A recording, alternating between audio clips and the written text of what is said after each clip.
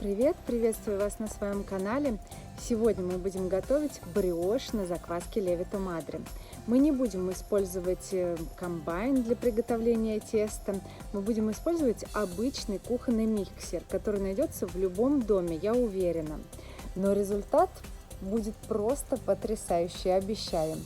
Пойдемте на кухню и давайте готовить вместе. Полный список ингредиентов, как всегда, вы найдете в описании под видео. Первым этапом нам нужно достать нашу закваску из холодильника, подкормить ее и оставить при комнатной температуре на 3-4 часа до полного пика активности. И далее нам потребуется 150 грамм уже активной закваски. Напоминаю, что я всегда использую закваску Левито Мадре с 50% гидратацией. Далее в глубокую чашу добавляем 150 грамм сахара и 6 яиц. Упс, да, и такое тоже случается.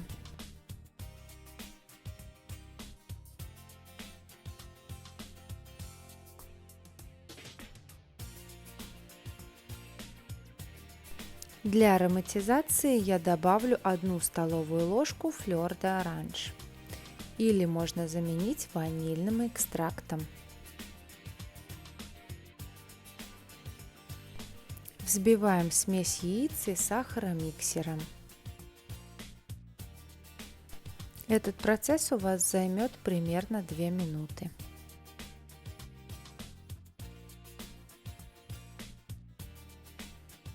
Далее добавляем порционными кусочками нашу подкормленную активную закваску. Тесто для бриоша обязательно должно долго и качественно вымешиваться, поэтому обычно для него используют кухонные комбайны и планетарные миксеры. А я вам сегодня хочу показать, как сделать такую же потрясающую бриош, но без использования всевозможных машин и комбайнов. Мы будем пользоваться только самым простым миксером. И вот сейчас я разделила закваску на кусочки, и нам нужно ее взбить вместе с яичной массой до однородности. Смесь стала однородной, теперь порционно мы будем добавлять 500 грамм муки. Мука у нас пшеничная и сильная. Количество белка не менее 13 грамм. Можете использовать муку Манитобу. Постепенно, ложка за ложкой, мы добавляем муку.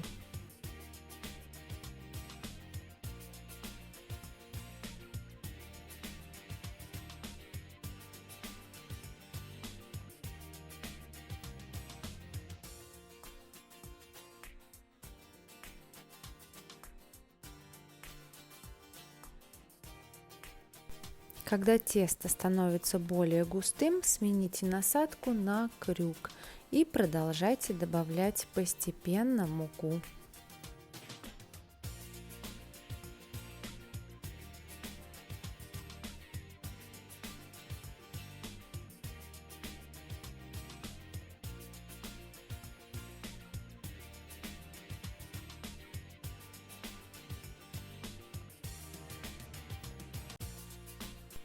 Конечно, тесто на этом этапе можно вымешивать и вручную, но я решила полностью весь процесс сделать с помощью миксера.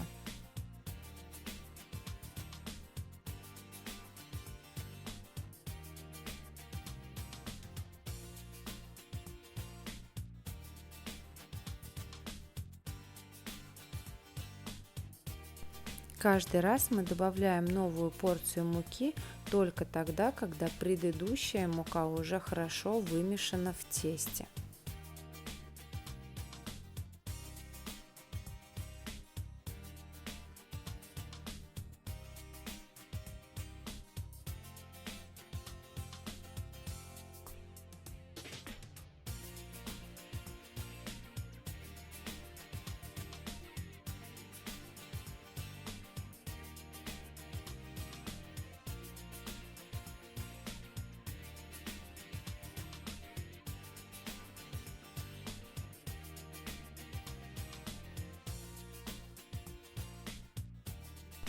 С каждой последующей ложкой тесто становится все более и более густым.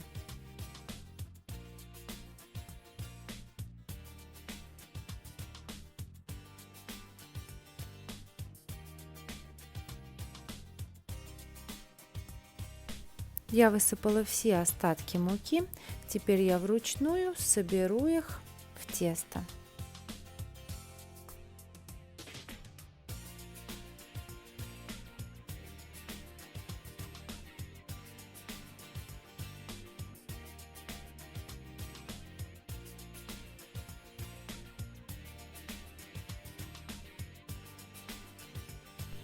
Обязательно снимите скребком оставшееся прилипшее тесто со стенок. Вот таким образом. И далее порционно мы добавляем мягкое сливочное масло хорошего качества, минимум 82,5% жирности, и используем насадку крюк, вбивая это масло внутрь теста. Общее количество сливочного масла, которое нам понадобится, это 250 грамм.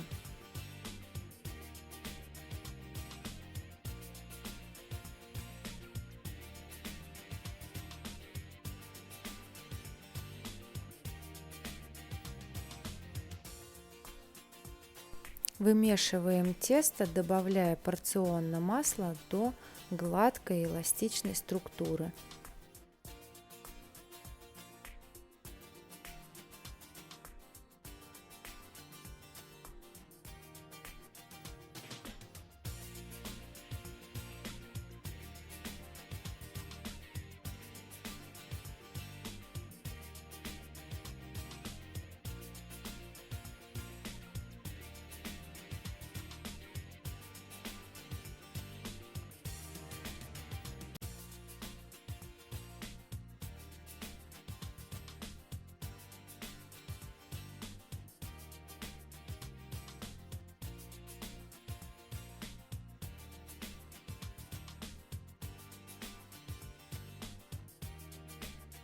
Посмотрите, как тесто поменяло структуру после того, как мы добавили в него масло. Оно стало эластичным, блестящим, гладким, очень красивое.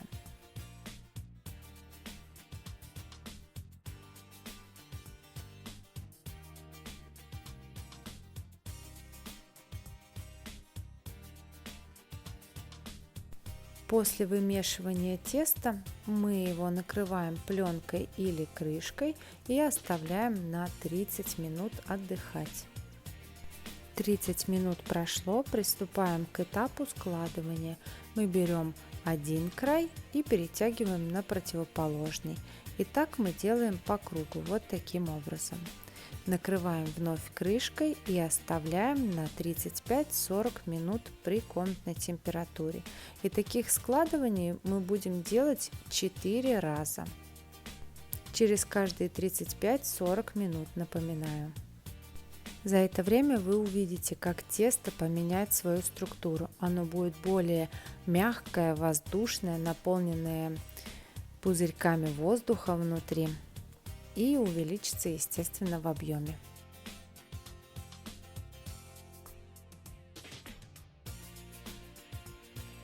После последнего складывания давайте подготовим форму для выпечки. Нам потребуется пергаментная бумага. Я буду использовать вот такую круглую разъемную форму. Вы можете использовать любую, которая вам нравится и которая у вас есть. На дно мы обязательно прокладываем пергаментную бумагу. Далее я срезаю лишнюю бумагу.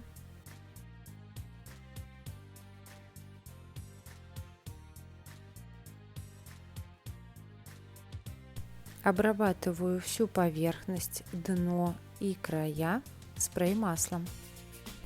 Если хотите, можете использовать сливочное масло, либо растительное.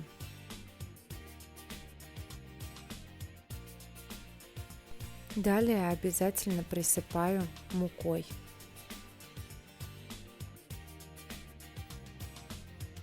Постучите и потрясите форму, чтобы мука распределилась по всей поверхности.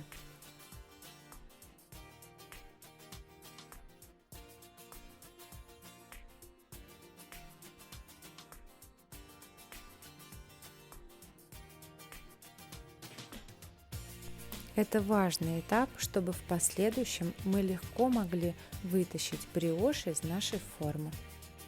Я решила добавить в бриош молотые фисташки. Они у меня свежие, не жареные и не соленые. И размалываю, можно размолоть, кстати, в блендере, либо же вот в такой ступке. Большую часть орехов я положу в тесто, а маленькую часть я оставлю для того, чтобы посыпать сверху. Вот такие у меня получились молотые фисташки.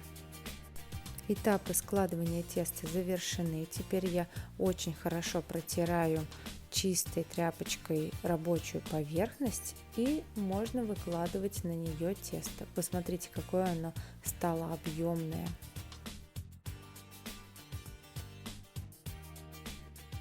Растягиваем тесто вот таким образом. Рабочая поверхность у нас влажная, поэтому тесто идеально распределяется по поверхности и растягивается.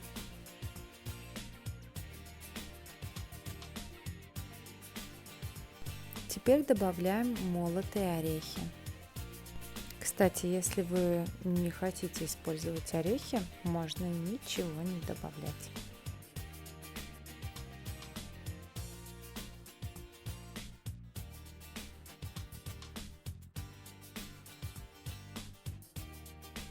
Распределяю равномерно по поверхности теста.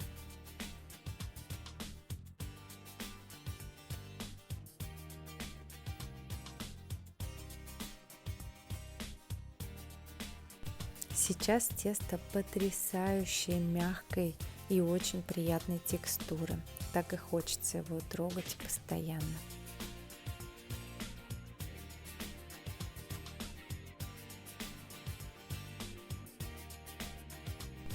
Теперь скручиваем рулетиком.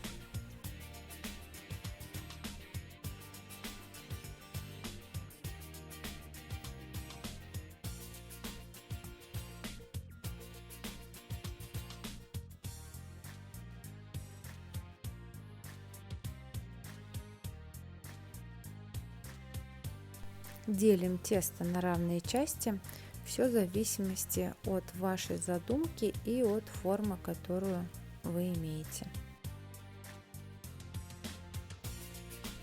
С тестом очень комфортно работать, потому что оно содержит большое количество сливочного масла, оно не липнет ни к рукам, ни к рабочей поверхности, поэтому одно наслаждение.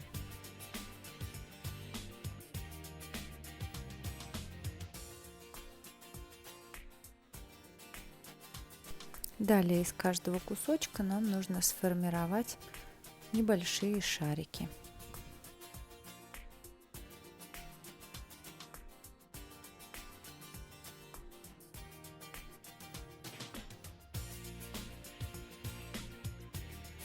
Муку мы в этом процессе не используем.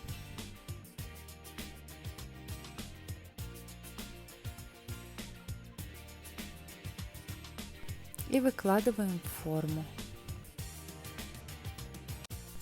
Шарики я скатываю таким образом, чтобы орехи оказались внутри.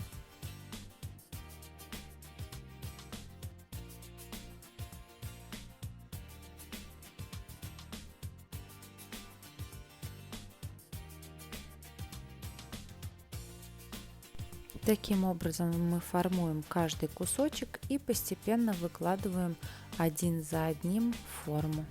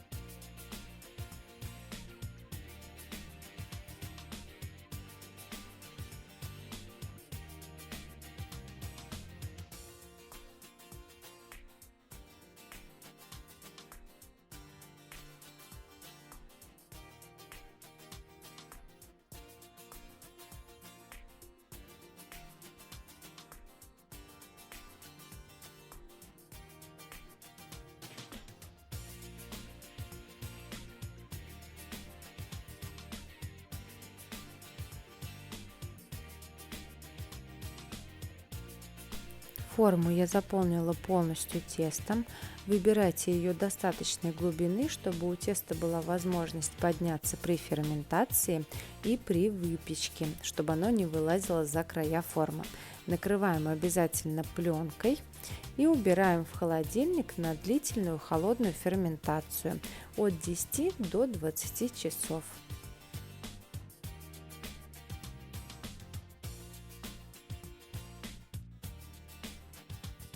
Мое тесто провело в холодильнике 18 часов. Посмотрите, как оно увеличилось в объеме. Я его оставляю еще на 2 часа согреться при комнатной температуре. Вот так оно уже выглядит после 2 часов. Нам нужно будет обильно смазать его желтком с добавлением небольшого количества воды. Обязательно разогрейте предварительно духовку на 180 градусов в течение 20 минут.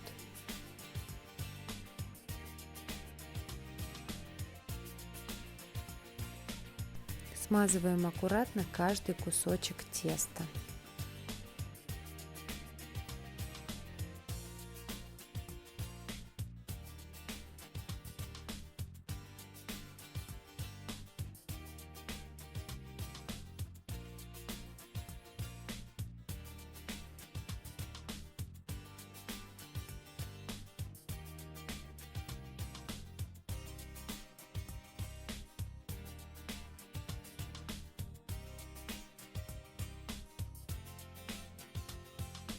Сверху я посыплю небольшим количеством молотых фисташек. Вы можете посыпать сахаром, либо семечками, которые вам нравятся, кунжутом, либо маком, либо можно оставить без посыпания. Какая красота!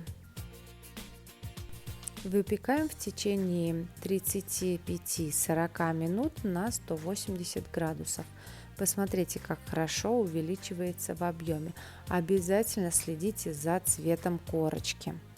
В зависимости от вашей духовки, возможно, потребуется большее время выпекания, поэтому вы можете накрыть сверху влажной пергаментной бумагой и выпекать без опасений, что оно потемнеет. Вот посмотрите, какая потрясающая бриошь у меня получилась. Аромат наполняет весь дом.